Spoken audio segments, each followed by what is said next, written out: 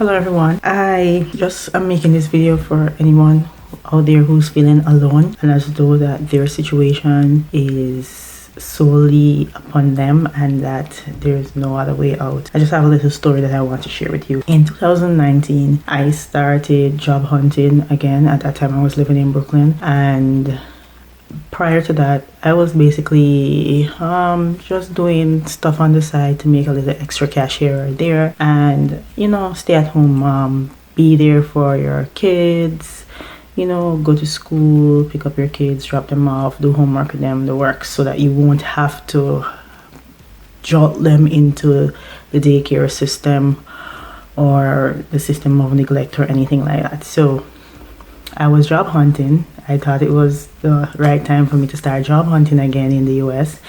And I prayed about it, of course, and I told God that very first job that responds to me, I'm taking that job. That's how badly I needed a job. So I started sending out job applications, and immediately the first job that responded to me was FedEx Ground in New Jersey. Now, getting to New Jersey if you drive is pretty easy. It's like less than an hour if you take the toll. If you don't take the toll, it takes a little bit more than an hour. If you leave early without the toll, you could get there easily. But on that side of New Jersey, and it's about like a 3 to 4 hour commute one way. It depends, and if you miss the bus or the train, it just makes it worse. I said, you know what, I could do this. Now the thing is that I got the job in Woodbridge, and Woodbridge was an area that wasn't really densely populated. It was like a commercialized industrial kind of sort of area where you have these big businesses like FedEx, UPS and so forth. So a lot of persons that went into that area drove, and if you didn't drive, you would have to take the bus that only came once per an hour. So I decided I would just take the job. So at the time I was living with my dad, and my dad was like, you know what, why are you going all the way to New Jersey when you could get a job in Brooklyn right here? At the time I was not only kind of frustrated. The job hunting process, it's very tedious,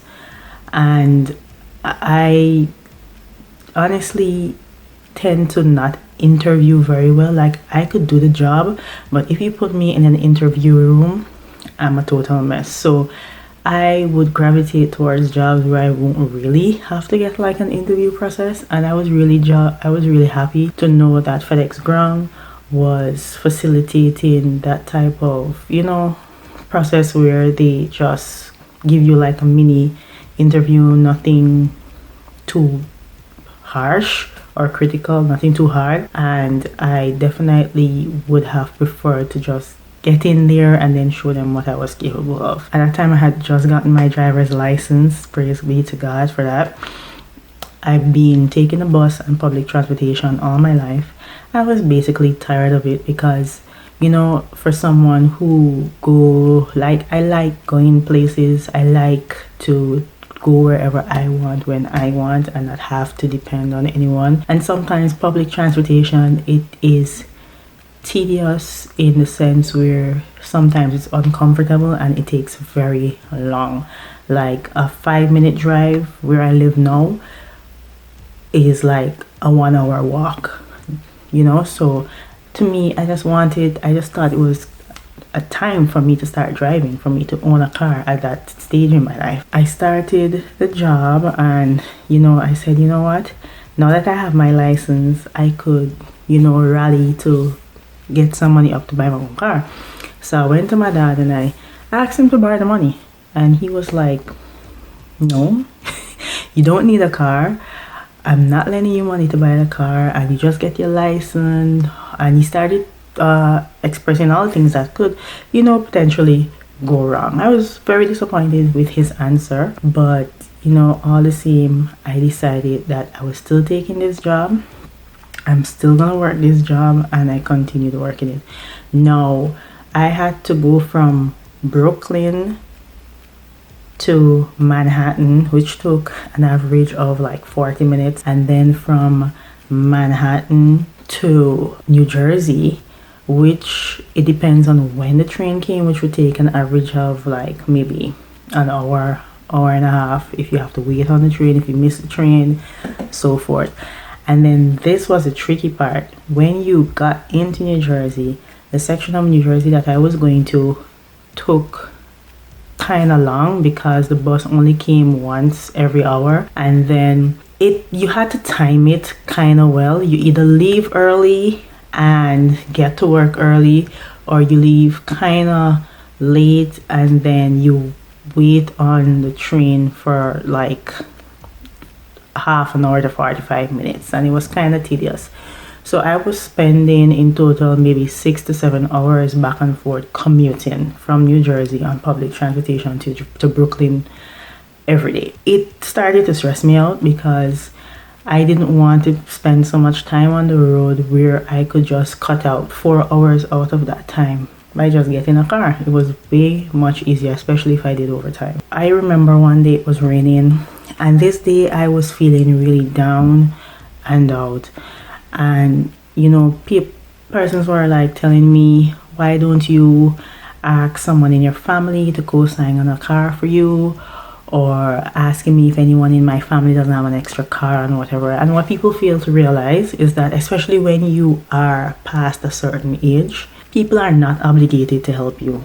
And I'm like this: if you see me asking you for something, I must be really desperate, because I'm very self-sufficient. I don't like to ask persons for anything. Maybe I used to do it when I was younger, but now that I'm older, I'm even worse. I hardly ask for favors or ask to borrow money or ask for anything. And whoever knew that I was in that situation doing that commute, I left it up to them to offer to help me, and I didn't ask anyone apart from my father. And I was like, you know what, I'm gonna do this. So I'm just gonna work until I could save enough money to buy like a literal jing bang cheap car. One day I was heading to work and it was raining, and I got off the bus. Another thing too, I forgot to mention this leg of the trip.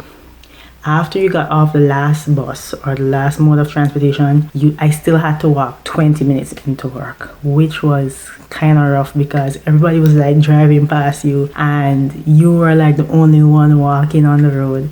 There were like one or two other people that would walk, but hardly anyone. The road was basically practically always empty. Luckily, I started doing it in the summertime, so the place wasn't getting dark in the evening as quickly as would it for winter and fall and so forth. So I started, walking, and it was raining. So I was walking from the bus stop to work. And from the distance, I saw someone who was very well dressed.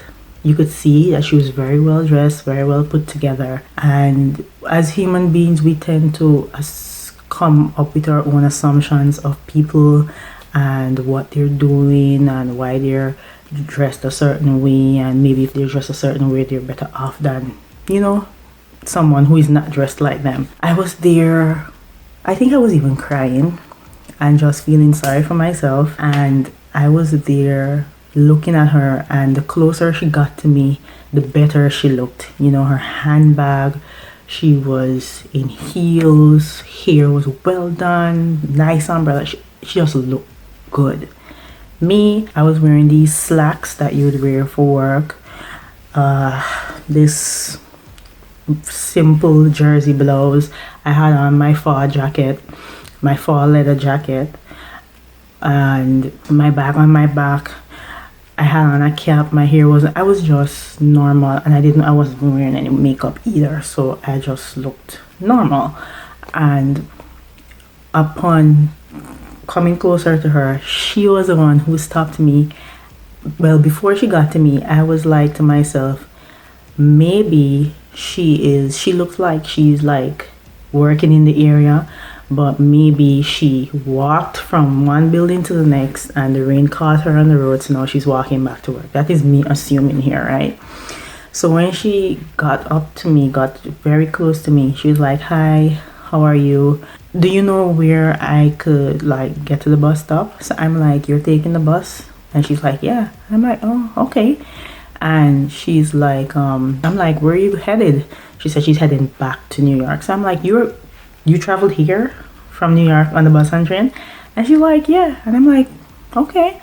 So I told her where the bus stop is and what time the bus comes. So I told her she'll have to wait about for an hour for the bus because it only comes once every hour.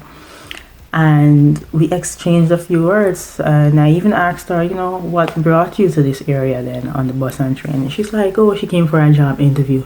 And I was like, wow, look at that. I don't remember if I asked her if she drove or anything like that. I don't honestly remember if I asked her if she went to, after she left me, that turned my entire day around. Not because I'm happy for the situation that she was in, having to walk in the rain and so forth, but because I saw that day that I was not alone. I honestly thought that I was the only person who has ever done that. I thought that I was the only person who left from New York to come to Jersey to interview or to work and had to take the bus and the train, and I was feeling very, very alone. I was very lonely on that bus, on the train, on the walk to work, back and forth every day. And God is so miraculous that I saved up about $800 and I started looking for cars on the internet. And yes, you could find a car for $800 on Facebook Marketplace or less, working cars. And I went to my dad and I was like, I have $800, I'm gonna buy a car. And I think he really saw how determined I was and I wasn't gonna give up, and he actually gave me money to buy a car. So I had the money that my dad gave me to buy the car, and I had money on top of that money. And I was, in that moment, I was feeling extra blessed. And then to add to my blessings, while I was looking for a car, I met this Haitian woman. Her name is Florence, and she was willing to pick me up every day from work, from the bus stop. I would take the train to Elizabeth, where she lived. I think it was Elizabeth. I think it was either Linden or Elizabeth. I don't remember. But I would take the bus there. I would wait at the bus stop. She'd come pick me up, take me to work, so I don't have to walk into work for that 20 minutes, or I don't have to wait on the bus. And then she would bring me back. So she actually took off like an hour and a half out of my commute.